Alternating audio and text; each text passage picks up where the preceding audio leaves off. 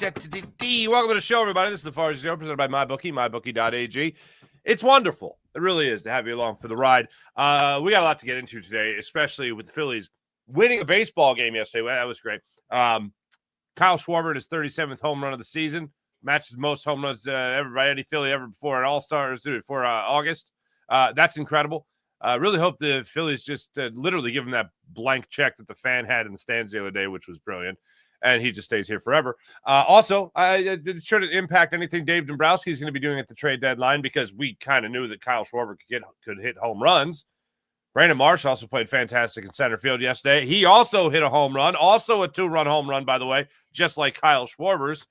Two separate two-run home runs yesterday. The third inning there for the Phillies. So, yeah, I'm all for it there. And Jesus Luzardo, 7 scoreless. It's really weird. 7 scoreless innings of 2-hit baseball, walking 1, and it didn't feel like that. He. I don't want to sound like a negative Nancy, but I watched that game, every pitch. If you watch that game, every pitch, that looked like he had his best stuff. Great line, great stat line, and all that. But even after the game, I'm like, that didn't feel like a 7-inning scoreless affair, which is fine. It doesn't have to feel like that. It was that. Good for him. But then after the game, I'm listening to Jesus Luzardo. Was like, yeah, I didn't have my best stuff today, but, and velo was down a little bit. Rob Thompson said after the game last night, I think everybody's velo was down today. It's just, the humidity or the heat, whatever, in Chicago, I guess, And then he was asked about Daniel Robert, who pitched in the 9th inning and gave up the only 3 runs the White Sox scored. After, by the way, Jordan Romano went in there and was great. He did 1 strikeout, 11 pitches, was done in his 8th inning. Bing, bang, boom, no problem. But Daniel Robert went out there to pitch and let the runs there. Did not look good. And after the game, the last thing I heard on Rob Thompson's press conference was he had he had a cracked nail. That's why he had to pitch in a couple days. And I'm like, I'm sorry, what was that? A cracked nail? You mean he had a broken nail? That's why he got shellacked in that inning? Interesting. Okay. I haven't heard that one before. But all right, here we are. So great night, though. Great night for the Phillies. Great night for Kyle Schwarber and Brandon Marsh. And especially, like I said, Brandon Marsh in the field and Jesus Luzardo. Because, look, I don't, in all honesty, however it looked, yeah, was he lucky in certain situations? Yes, he was lucky in certain situations. Did a couple of grapefruits over the middle of the plate get missed? Like Montgomery in the first inning that we'll get to? Yes, absolutely. But I'll take it because baseball is a funny game. At least it thinks it is. So we'll get into that game a little bit more. Vic Fangio. Now, you want to know funny. Vic Fangio is flat out hilarious. Because what I have deciphered from Vic Fangio is that he is always going to give you the cold, hard truth. He is an Eagles truther. That's what Vic Fangio is. The other day, we had the Jordan Mailata, Micah Parsons, Jalix Hunt conversation. Vic Fangio is just like, yeah, you guys laugh at that? Because I belly laughed at that. A.J. Brown, Drew Makuba, all-pro, Pro Bowls type stuff. Watch everybody calm down, okay? And then yesterday, Vic Fangio was asked about Cam Jurgens' comments about the defense being totally installed. And Vic Fangio was just like, what? Who? Huh? Our center? No. It was amazing. And that was just the tip of the iceberg because he also gave a brutally honest evaluation of Adoree Jackson's status with the Philadelphia Eagles. And not even just Philadelphia Eagles, the NFL in general. Tennessee, New York Giants, now the Eagles. Just like this guy didn't want him. That guy didn't want him. Blah, blah. And you know what? I'll play it for you. But you know what it reminded me of? Do you remember that viral clip when Carson Wentz went to the Washington football team? Were they even the Commanders then? I don't even know. Went to Washington. And that one reporter in D.C. is interviewing Carson Wentz. And he's like, the Eagles didn't want you anymore. The Colts didn't want you anymore. The Eagles are actually willing to pay you to go away. And now you're here in Washington. Why do you think it's going to work here in Washington? Carson Wentz is like, what the? Now, some people might look at that and be like, good, tough questions. But there's a difference between good, tough questions and rude. And that was just flat out rude and wildly disrespectful. And I'm not a Carson Wentz fan, but I just want to see people asking questions like that. I'm like, that's not how you do that, but good for you. Viral moment for you. That's what it reminded me of. Vic Fangio yesterday talking about Adoree Jackson, like, yeah, well, I guess we'll see if this is the stop. Even talking about the, recruiting process or signing process interest that the Eagles had in him. Oh, this is Howie's thing. That kind of deal. Very interesting. You guys know that I'll watch Jalen Hurts and I'll be like, oh, fascinating. Like there's things that he'll say that I was like, oh, fascinating. I didn't get much out of what he had to say yesterday. He talked about Quenyon Mitchell. He's Quenyon Mitchell's biggest fan, and Quenyon Mitchell just keeps getting better and smart, student of the game, all that stuff. It's okay, fine. The fatigue makes cowards of us all. I've heard that line many times before. I can't remember who I've heard it from, but I've heard it all over the place. I don't know who to originally attribute it from or to. I saw somebody write George Patton, General George S. Patton, had said that. Either way, yeah, it's a good quote, but it's one of those things that I've heard that before. I haven't heard, I had a purpose before anyone had an opinion. That's a good one. So it didn't exactly hit me as Confucius, you know what I mean? But I listened to him yesterday and didn't get a whole lot. Tanner McKee's evolution as a quarterback, how he helps in the room and all that. That's it, and that's fine. That's fine. I'm not going to grasp at straws just to give you that cut of Jalen Hurts because okay, yeah, all this checks the boxes. All right, thank you. Ty Robinson, listening to him yesterday, just seems like he is right where he's supposed to be. And even Vic Fangio yesterday, when he was asked about him, was like trying to critique a little bit or just kind of like really looking for something to, all right, well, he's got to work on this guy, do this now. But everything just seemed like, wow, yeah, he's just right where he should be. I was like, okay, good. Not ahead, not behind. He's exactly where you'd expect a rookie to be, which is great. We already have the compliment from Jalen Carter just about what a force he could be. So hopefully we get a chance to see that in the preseason, which is 9 days away. It's coming up quick. So look forward to all that. Yeah. Tanner McKee also addressed the media yesterday. He talked about just his confidence in himself with being able to open his mouth when it comes to suggestions and have those conversations similar to what Jalen Hurts was giving him credit for. So everything seems to be just moving in the right direction for your Philadelphia Eagles, at least when it comes to the mindset surrounding this team, except for maybe some disconnect between some players and the defensive coordinator, Vic Fangio. I mentioned Jordan Mailata comparing Jalix Hunt to Micah Parsons and the belly laugh comment from Vic Fangio. Well, if you didn't hear this the other day, here it is. Cam Jurgens talking about how far ahead the defense is compared to the offense. A lot of teams will try to install certain things for the week. And so first week of practice, you're going to have a few plays you're running, and every week you're going to install more. Same thing with defense. But here, our defense just has everything installed for first practice, and we are slowly getting all our stuff in. Yeah, so they got a lot more in, so, it should be a lot more chaotic for them. They got their whole playbook in, and, we're practice 4. We got a long ways to get our stuff installed yet. Now, I'm going to play the full cut of Vic Fangio's response to this. And John McMullen, Jacob Media's own John McMullen, Birds 365's own John McMullen, he asked the question, but we'll get to that. But I feel like, in short, this is the way Vic Fangio responded. Okay. Now this is the way Vic Fangio actually responded. With install of the defense, Cam mentioned he thought it was completely installed. Is that the case? Totally installed? No. I didn't know if he would know, but he thought it was. Cam Jurgens. Oh, Cam Jurgens. Our center? Yeah. What did he say? He thought it was completely installed. Our defense? Yeah. No, we got some stuff for him. Who did? Our center? Cam Jurgens. Oh, our center? There's something about that kills me. Absolutely. I am literally crying. It absolutely kills me. Who is that? Huh? And I'm waiting for John McMullen to just like list the whole roster. Like Cam Jurgens, no. Can't re-sign Cameron Dicker, the kicker. That's who it is. Cool. Cam Newton.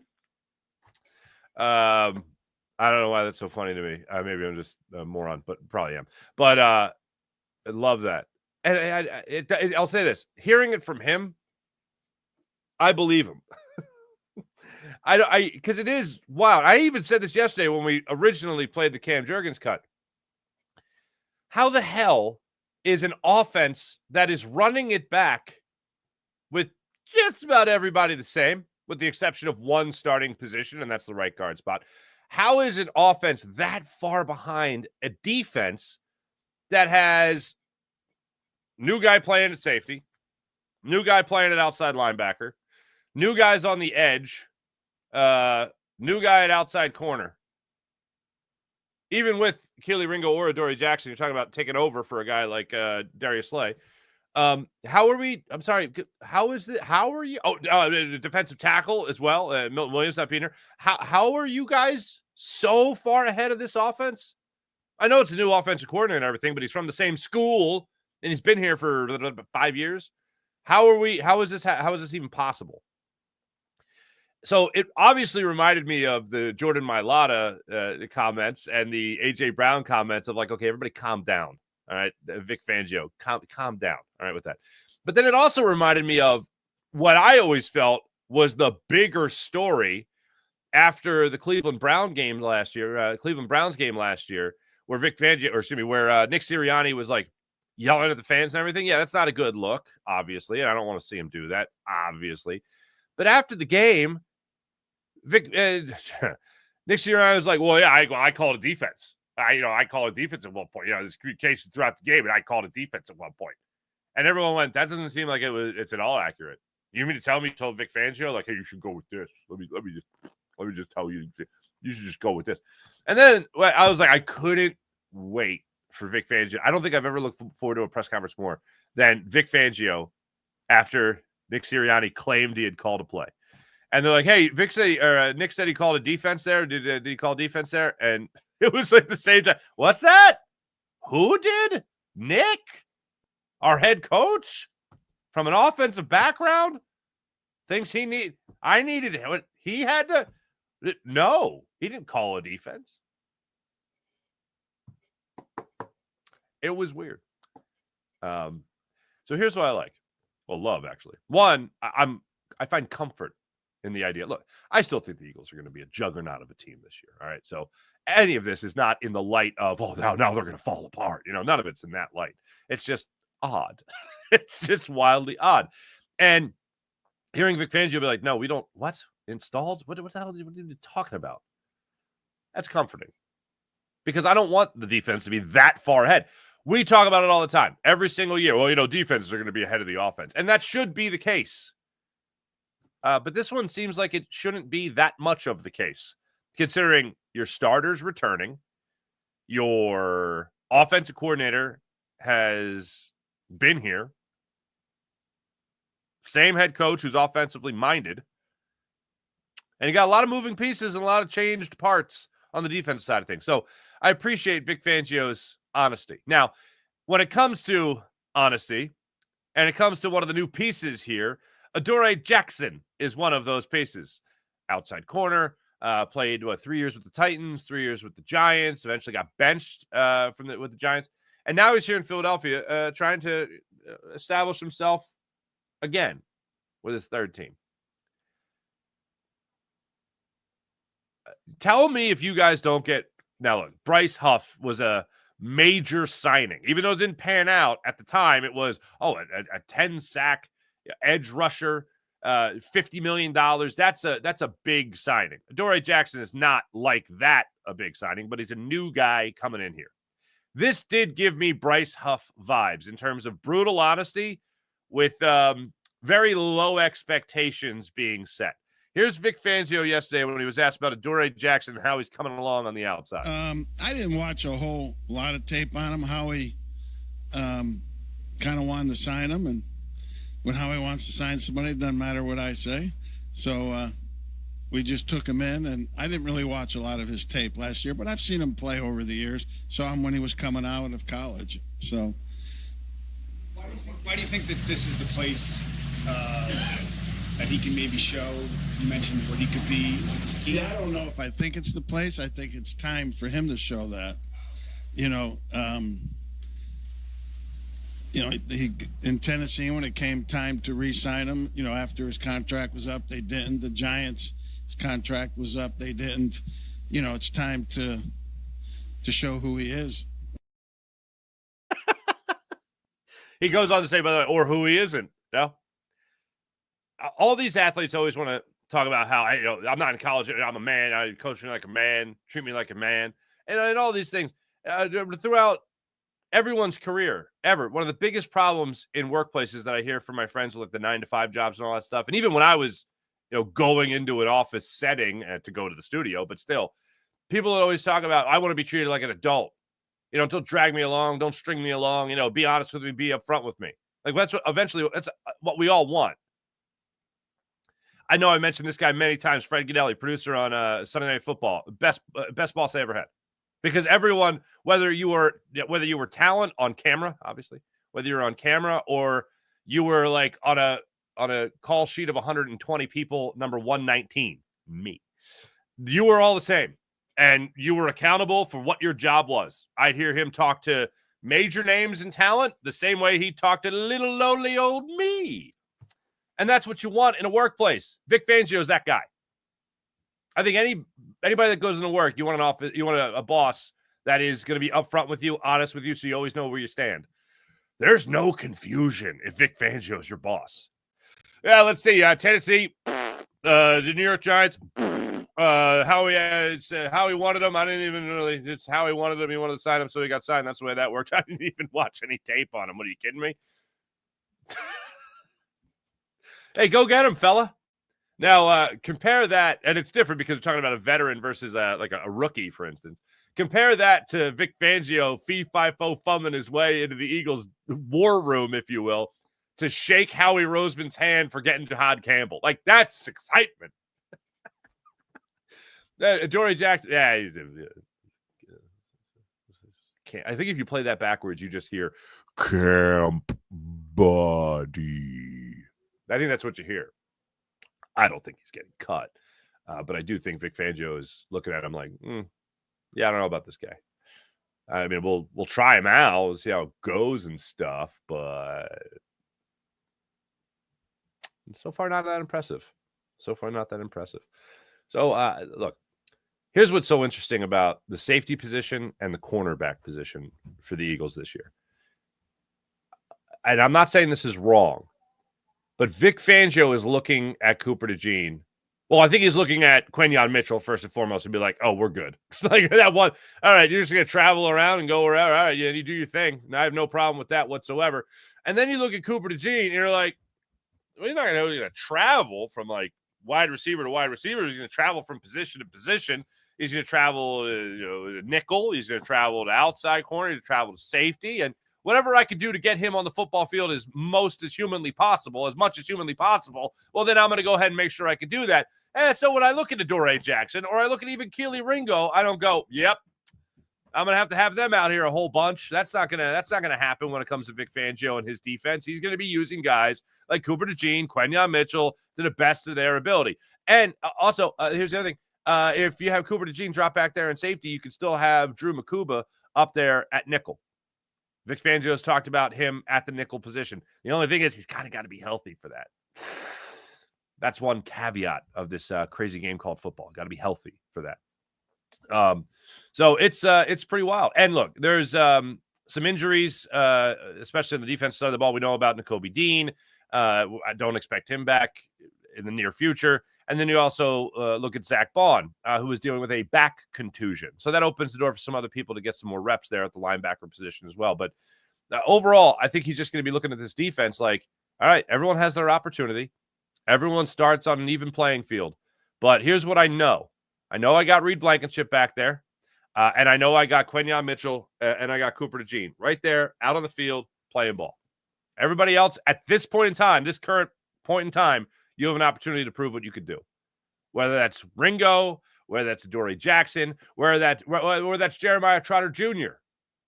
Everyone's got an opportunity here to show me what you can do right now on the football field. And here's one of the things you can really look forward to with Vic Fangio. His people are going to play in the preseason. So you're going to get a taste of not just what, a rookie like Ty Robinson can do.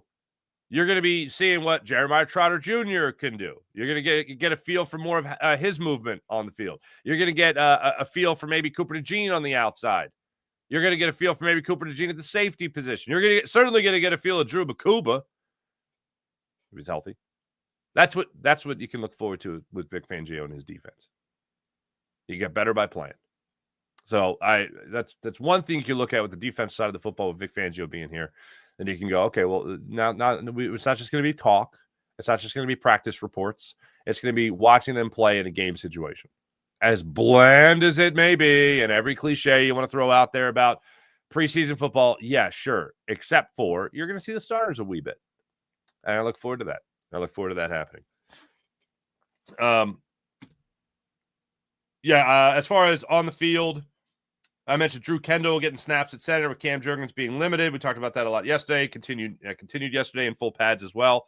Jeff Stoutland. Well, hold on. Quinyon Mitchell continues to turn heads and impress, as does Cooper DeJean. That's pretty much the important stuff on the field. Jeff Stoutland addressed the media yesterday. And credit to my man, Dave Uram. As we used to say, if you can't, you ram. Brian Cole, shout out. If anyone should be embarrassed by their status of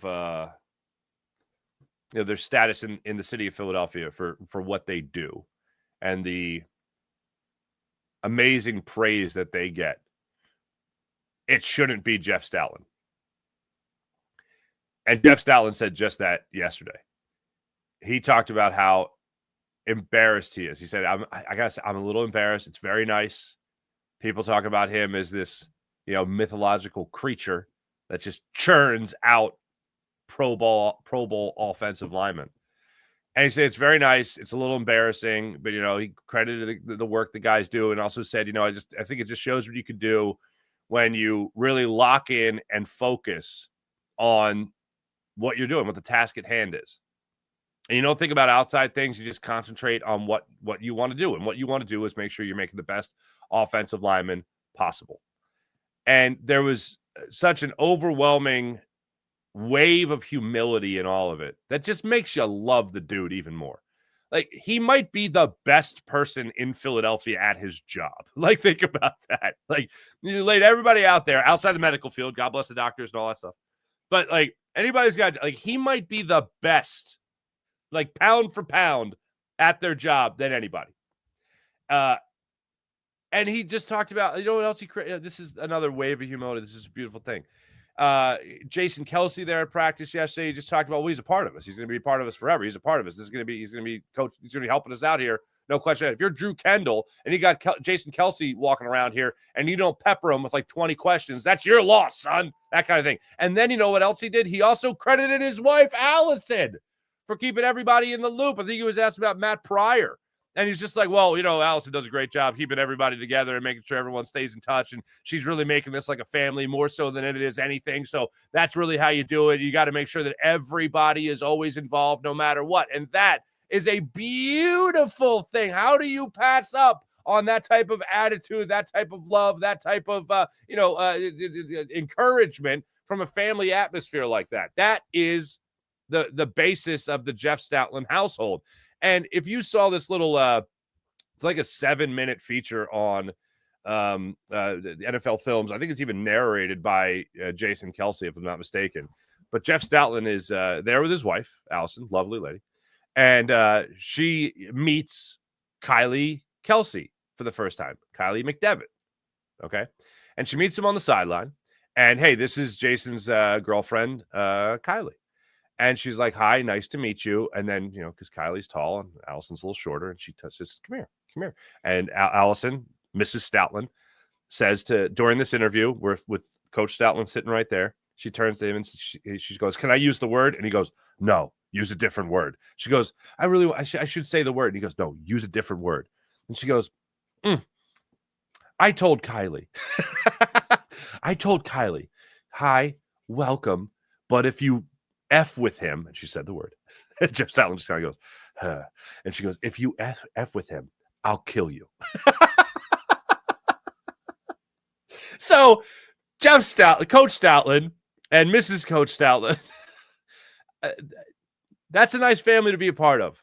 That's a family that'll be there for you. So Jeff Stoutland yesterday addressing the media, I think really boiled it down to a couple of things. And that's lock in on what you're doing and dedicate yourself to being the best at it.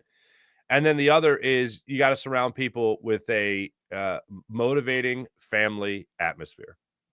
And that's what he's done. And that's why everybody that has played for Jeff Stoutland, and really everybody in Philadelphia, they talk about him. And Stoutland University, they talk about him like he's a demigod. They talk about him like he's some kind of a divinity. And yeah, the man's earned it. The man has certainly earned it. 12 years here in Philadelphia. And if there's anything you can take away from the Chip Kelly era that's positive, it's obviously Jeff Stoutland being here. Did I ruin it there at the end for you, for some people? And Miss Scusi. Anyway, so yeah, good stuff. Good vibes coming out of camp yesterday. And again, credit to John McMullen with asking the question about Cam Jurgens. To Vic Fangio. Your Philadelphia Phillies played a game yesterday in Chicago, South Side. By the way, I didn't realize how close Wrigley Field and Wright Field, I think it is, Chicago White Sox Stadium, they're like 25 minutes apart. How about that? Anywho, Jesus Luzardo had gotten roughed up, and he was back to getting roughed up in his last couple of starts. Blow up innings. And I know a lot of people say this about like Joel Embiid. Right? Like whenever he hits the ground, they're like, oh, God, is he okay? Oh, no. Out for the year, that kind of thing. When Jesus Luzardo walks a batter or gives up a leadoff walk or a leadoff hit, I go, oh, God, blow up hitting. That's where I'm at. So yesterday, the way this went down was first inning, Phillies didn't score in the top of the first inning. So the bottom of the first inning, what's his name? Maydroff steps up there, or Maydroff steps up there, and he hits a grounder, a sharp hit grounder to Otto Kemp, fires across the field to Bryce Harper. Harper can't pick it. Low throw by Kemp. It goes down as an E5 to Otto Kemp. So now you got a leadoff runner on, and I'm going, oh boy, don't start this early. Come on now. We're supposed to have like 3 great innings, and then we start sweating. Don't make me sweat right out of the gate. And then Slater laces one to the left center field gap, and out of nowhere, Brandon Marsh shows up and snags that ball out of the air. Runner on first, 1 out. Then Caro steps up there. He gets a single to center field, so I got first and second with 1 out. Oh, boy. Here we go. Vargas then lines out to Brandon Marsh, who gets a great jump in the other direction and tracks this one down beautifully. Snags that ball out of the air. First and second with 2 outs. We're getting out of this. We're going to get out of this. Luis Robert Jr. then works a walk. That wasn't fun. Bases loaded, 2 outs. It's getting now Montgomery's up. He blasted one last night. The Phillies have a mound conference. Oh boy. First pitch, change up, low. Montgomery lays off it. Next pitch. When I opened the show, I talked about grapefruits. I talked about meatballs. I talked about please hit me sliders. Well, this was a please hit me fastball. Dead center of the plate. And Montgomery misses it. Flies out on an easy can of corn, if you will, to Brandon Marsh in center field. Phillies, Jesus Luzardo get out of a first inning jam. Phillies then get back-to-back sacrifice fly RBIs thanks to Otto Kemp and Max Kepler in the second inning. 2-0 now in favor of the Phils. Second inning, 1, 2, 3. It's almost too easy. That inning. 12 pitches in the bottom of the second inning. Top of the third inning, Trey Turner leads off with a double. Kyle Schwarber gets a 2-run home run, his 37th home run of the season. This pitch by Cannon yesterday was a sweeper that originally, when he let go of the ball, it looked like it was going to be high and outside. And then it curved back. It swept back right. It could not have been more perfect into the power stroke of Kyle Schwarber. Now Hall of Famer Billy Wagner said a line many years ago about Pat Burrell, where he didn't give credit to Pat Burrell for a home run that Pat Burrell hit off him. Billy Wagner said that he threw the ball right at Pat's bat. This reminded me of that. He literally just swept the ball right into the power zone of Kyle Schwarber. Kyle Schwarber, 441-foot 2-run home run for his 37th home run of the season. It was majestic. It just kept going. So now you're up 4-0. Then you get a base knock from JT Realmuto, who keeps hitting. Nick Castellanos fouls out, and then Brandon Marsh comes up there, gets a 1-2 changeup out of the middle of the plate. Then he just tattoos that one 396 feet for another 2-run home run. You're up 6-0. 1-2-3 bottom of the third for Luzardo. A 1-2-3 bottom of the fourth for Luzardo. Fifth inning. Yee! Another sweated out inning. Leadoff single by Sosa. Taylor fouls out to Kemp at third. Teal ends up reaching on an error by Luzardo on an odd exchange between him and Bryce Harper. Luzardo broke over to first base and a little ground ball hit up the first base line. Harper was thinking if he could turn two, decided not to throw it, turned and went to toss it to Luzardo. Luzardo had trouble finding first base bag, ended up dropping the ball from Harper. So now he got first and second with one out again, just like he did in the first inning. Starts sweating a little bit. He gets my drop to strike out on a 2-2 slider. This was luck. You want to talk about some luck? Mydruth did not swing at this ball. He held up. He checked his swing. No doubt in my mind. He held up, and he got called out for offering at it. Home plate umpire yesterday, Dan Bellino, said, no, he went, and that was that. And then he gets slated to fly out to left field. So had some luck on their side. And even luck or no luck, Luzardo got through it. He has walked guys. He has walked in runs. He has had his problems. And yesterday he was able to get out of those jams. So then he fast forward to the sixth inning. He's at 73 pitches, 1-2-3, including another strikeout. This one to Vargas. He only had 4 strikeouts on the day, but he was using the sweeper well for the most part yesterday. Seventh inning, goes out there, 9. So he gets through that fifth inning jam. And after that, it was like he could conquer the world. 8 pitches in the sixth inning, 1-2-3. 9 pitches in the seventh inning, 1-2-3, done. They take him out of the game at 90 pitches, 7 scoreless, 2 hits, 1 walk, 4 strikeouts, as I mentioned. And you just hope that this is the moment that they, pushes him back to the dominant Jesus Luzardo we saw for the first couple of months of the season. Now, a couple of things went into this yesterday. It's a funny phrase in baseball you always hear with pitchers that might lose it from time to time. And you'll hear it from, the ex-athletes or the coaches who be like, you know what, he's got to stop throwing and he's got to pitch. You got to pitch. You can't just be a thrower. You got to pitch out there, And then when their pitching is not good, they're like, hey, just throw it, man. You just got to throw it. And right now, Jesus Luzardo is in the he's got to pitch mode. Like he can throw it, but he's got to pitch. And yesterday, that's what he was concentrating on doing, according to Rob Thompson and also according to Jesus Luzardo, which makes you think that there's been a conversation or two between the two, or Caleb Cotham as well, about, hey, man, just go out there and pitch. Do your thing. You know how to pitch. Just pitch, man. And then when he starts pitching and that starts faltering, hey, just throw, man. Just don't stop thinking so much. Just throw. Just whatever you're doing and it's not working, now do the opposite. That's pretty much what you got to do. Hey, look, trade deadline stuff. Gregory Soto, former Philly that they traded to the Orioles. Gregory Soto for, what's his name? Chassé? Is that his name? Yeah, the pitcher. And Seth Johnson, who none of us are impressed with. Gregory Soto just got traded from the Orioles to the Mets. If I'm the Mets, and you're aware of how terrible Gregory Soto is, like, for instance, blowing a game to the Mets in London, that's the first one that jumps to mind, and there's others, wouldn't you want him on another team so you can continue to tattoo him? And then Sir Anthony Dominguez, in just what's a wonderful trade, and it happens every once in a while, like you'll play a team and you go right to their dugout that you got traded to. You just go right to their clubhouse. Well, yesterday, Sir Anthony Dominguez, former Philly, got traded from the Orioles to the Blue Jays in the middle of a doubleheader. So they show him in the dugout, or excuse me, in the bullpen at Camden Yards. And, he's not in the home, which is like Citizens Bank Park, where the home bullpen is on the lower level and the away bullpen is on the upper level. They show him going out there to the bullpen. He's like looking down at his old teammates. He's like, "Hey, guys, remember me?" So Sir Anthony Dominguez is now a member of the Toronto Blue Jays. So there's two bullpen people. The only reason I bring this up. There's two bullpen arms that have been dealt. Neither one of them I really wanted here in Philadelphia.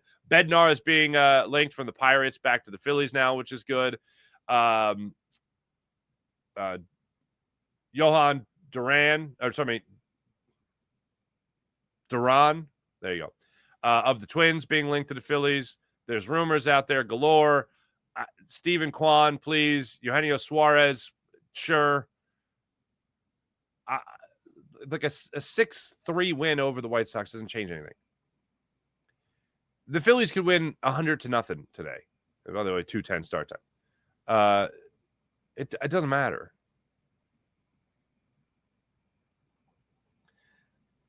The trade deadline's tomorrow. Dave Dombrowski, this is the moment. There's going to be, you don't win, there's major changes. And, some people might be fine with that. Hey, look, I don't think I've ever seen a manager just manage, push all the right buttons, especially when it comes to the bullpen. Bottom line is guys got to do their job, and you got to go to guys you trust. Well, there's not a lot of guys in that Phillies bullpen that I think even Rob Thompson can trust. He's made his own mistakes, so certainly. The one that always jumps to mind for me is ever since that Giants series with the walk-off 3-run home run. I don't even – hey, look, that happened to Jordan Romano. That sucks. But I also look at the idea of bringing in Tanner Banks in like the 5th inning. Like that's just – what? That's not his spot, but okay, whatever. A lot of things could change. Kyle Schwarber couldn't be here next year. Rob Thompson, for all his faults, probably not here next year. If this is another fizzle-out type of year, you could be looking at a very different Phillies team going into next season with some pieces that you wanted to keep no longer here. This is what's riding on the next 24 hours for Dave Dombrowski. Look, the obvious is a bullpen arm. But I also don't understand how so many people can have an issue with the Phillies' approach, especially in the postseason, especially if you end up facing the Mets, and the bat's just going ice cold. How do you go into it with this same lineup? And if you're not going to trade for Steven Kwan, if you're not going to trade for Eugenio Suarez, and you mean to tell me that Justin Crawford is going to be your savior? I'll say this. If the Phillies don't make a major move for a bat, and when I say major move, I mean someone who's going to be a starter, and you bring up Justin Crawford, I mean, I'll say this. I know you could jump right to that's a lot of pressure on a kid who's never played. Well, yeah, that's fine. Maybe he can handle it. They know him better than we do. Maybe he can handle this just fine. The other thing is, if you're looking from the other side, that's one huge vote of confidence for that young man. Hey, look, we're not going to go out there and get anybody because you're going to be the bat we're adding to our lineup. You're going to be the guy we're having in the outfield. You're going to be the guy that's going to maybe move Brandon Marsh to left field. You stay in center field, and you just have at it from there. Maybe that's the way they look at it. But if they do, oh, baby. Very interesting. That's a lot of confidence. It's a lot of confidence you're having in a young man without a big league appearance. Yeah, we're just competing for a World Series title. Come on up, son. That's what they're looking at. That's what they're looking at. Yeah, good times. All right, let's get into it with the chat check in a second. But first, let me tell you about the great people on the Game Time app. Want to go to the game? Want to go to the concert? Want to go to the comedy show? Game Time app has you covered. Download the app, create an account, use promo code FARZI, and get $20 off your first purchase on the Game Time app. Game Time app's where it's at. Concerts, comedy shows, games, obviously. When's the last time you were sitting around with your friends? You're like, let's go to the game tonight. Game Time app, boom. Promo code FARZI. Get $20 off first purchase. And how about this? The Game Time Picks feature. Filters out all the fluff so you get right down to it. The best seats at the best prices on the Game Time app. How about PHL Sports Nation? Philadelphia Sports Nation, enhancing your Philadelphia sports fan experience across all social media and blogs. That's phlsportsnation.com. Let's get into the chat check and see what wonderful people are doing. Rye, good morning, Farzi. Happy Wednesday, and long live Jerry Jones. Yeah, that's not going well. Speaking of Micah Parsons earlier, not going well. Farzi, when are you actually going to show us that you can show it? Wait. Farzi, when will you actually show us you can bench? Father Time is undefeated. I mean, what was like a 10-game winning streak for the Phillies? 10-game losing streak for the Phillies? When did I say I'd do it? I feel like I'm doing it for an audience of one. But I'll rep the bar, bro. And some plates. Perhaps both my children sitting on either end of the bar. You know, I don't know. But Jim Rice might be a bad take, but I think I'd move Marsh to left and make him an everyday left fielder and focus on adding to the bullpen. So then who's your center fielder? Rojas? Or like I just said, Justin Crawford. I don't mind moving Marsh around. But right now, you don't have a better center fielder on this team, including, hitting. So, yeah. Pin 9617. What's going on? Morning, Farzi. I'm hearing AJ had his hands full with Quenion and Prick. He absolutely did. Top 5 corner in the league by the end of the season. I think you're looking at Pro Bowlers. That's what we're looking at. Damon grabbed my junk. What? Farzi, how do you keep the dome so neat? It's better than Xander's. Is Xander's not bald? I actually haven't. There's a little shadow up there. I haven't shaved the dome in a minute. Tate, I love Fangio. How do you not? Fangio just continues just reminding me of like all our dads. When Fangio was like last year, I remember there was a lot of noise. I think there was like a camp, like a children's camp visiting the Eagles, and he was like, "Can we do something about the noise?" I was like, he's all our dads. I mean, if you don't think he's all our dads, let me just give this evidence again. Ugh. More specific, my dad. Making the meatballs. There's just things he says that just like, yep, he's all our dads. He's all of our dads. My dad's line for like Fangio shooting down all this like all these hot takes about his players and defense install and all that stuff.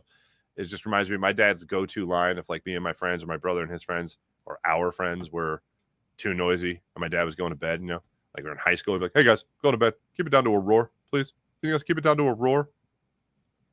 Which is now the name of our fantasy football league. Keep it down to a roar. Anyway, I think our dads all had the line. They all had their lines, their go-tos, their dad SNL catchphrases to diffuse the situation. But yeah, I love Fangio too, and we should all love Vic Fangio. Where am I at? Leave far all good. Toot the banny. Sean Gillespie, what's going on? James Jones, hello. Jerry Von Skyver, hey buddy, what's happening? Happy hump day to you. Sean Kilrain, hello. Saw this Phillies receive David Bednar and Dennis Santana from the Pittsburgh Pirates receive Eduardo Tate, Phillies 4th overall prospect. Okay, Bednar 237 ERA, 42 games. Santana, yeah, I'm not. I like I said, I'm not as married to prospects as I once was because I have an ownership group now that wants to spend money. And I know, you just buy teams. Yeah, I'm going to buy the hell out of teams. Thank you very much. So yeah, I'd love to see Bednar come in here. Wait, what? Jim Rice. What did I miss? I listened to this at work and just got done signing up a member, and all I hear is camp buddy. I don't know what I don't know. I don't know. I don't know what to tell you. I guess our Phillies just need their beauty sleep. There you go, Jeremy. Horrible travelers is what they are. Sean Gillespie, may Jeff Stoutland live and be an Eagle forever. Don't forget about the smoothies, Mark. Stoutland and smoothies during Chip's time here. Jeremy, you're absolutely right. I remember, so they fire Chip Kelly. They keep essentially their like sports science program and the smoothies. How about that? I'll tell you this. Media members could buy smoothies there too. If you wanted a smoothie, you could buy a smoothie. I said that once on the air at WIP, and somebody at the Eagles who's no longer there did not appreciate that. We just didn't like the idea of selling smoothies to the media. Okay. But the media wants them. Like, I'll buy a smoothie. I'll gladly buy a smoothie. Oh, a refreshment? A special refreshment? I'll take it. Thank you. It was nice. I thought it was nice of them to think of the media. Like, yeah, we should make these available. They made them available. They were delicious. Inside of Hard Knocks, the producers should make a mini series about the women of the NFL. Can you imagine finding out how many women are second family to our favorite players? I think I understand what you're saying. Yeah. Yeah, that'd be cool. The behind the scenes of all of it. I love it. Behind the scenes of that specific thing. You know, this is like my family away from my family. Yeah, I love that. Brian Pumper, competing for a World Series title. Yeah, right, Farzi. Yeah, I'm not betting on it. But this team, as it's currently constructed, they ain't doing it. Phillies need major changes. Don't know how GM cannot be scared. Well, I'm sure he's thinking, yeah, if I don't really do this, it's all out. Generally, this organization babies their young players. What are they waiting for? They turn 20 until they turn 28. Remember back with the Mets 2015 when they brought up young Michael Conforto to the World Series? We needed to do something. Yeah, I agree. Let's make it happen. Sean Kilrain, Fangio definitely reminds me of my dad for sure, Farzi. Right? Philly Magic, Farzi. Sorry, Farzi, that you have so many clowns in this chat this morning. What? Telling me I wanted to see players cheating on their wife. Wait, is that what I got out of that?